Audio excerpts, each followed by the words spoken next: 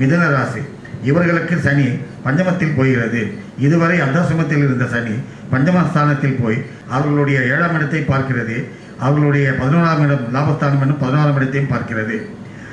அப்பொழுது பார்க்கும் பொழுது என்னவென்றால் 5வது இடத்தில் பார்க்கும் பொழுது அவர்களுக்கு எதிர்பாராத ஒரு தன பிராப்தி, 2வது அவர்களுக்கு ஒரு வெற்றி புகழும் செய்யும் தொழிலும் கொடுக்கும். பிள்ளைகளுக்கும் திருமணம் வாய்ப்பு ஏற்படும். எதிர்பாராத சொத்துக்கள், ஸ்பெகுலேஷன், லாட்ரி, இந்த மாதிரி எதிர்பாராத சொத்துக்கள் அவர்களுக்கு வந்து சேரும். கலத்திரஸ்தானத்தை பார்ப்பதால் 7ஆம் இடம் என்பது கலத்திரஸ்தானம். அதே நேரத்தில் அது பார்ட்னர்ஷிப் என்று கூறப்படும் கூட்டாளி ஸ்தானம். அந்த ஸ்தானத்தை சனி பகவான் பார்வை செய்வதால் அவர்களுக்கு கூட்டு தொழில் நன்றாக அமையும். அது மட்டுமல்லாமல் தடைப்பட்ட திருமணம் நன்றாக அமையும். கலத்திர வர்க்கமாக இருப்பதால் மனைவிகளுக்கு ஒரு நன்மையை கொடுக்கும்.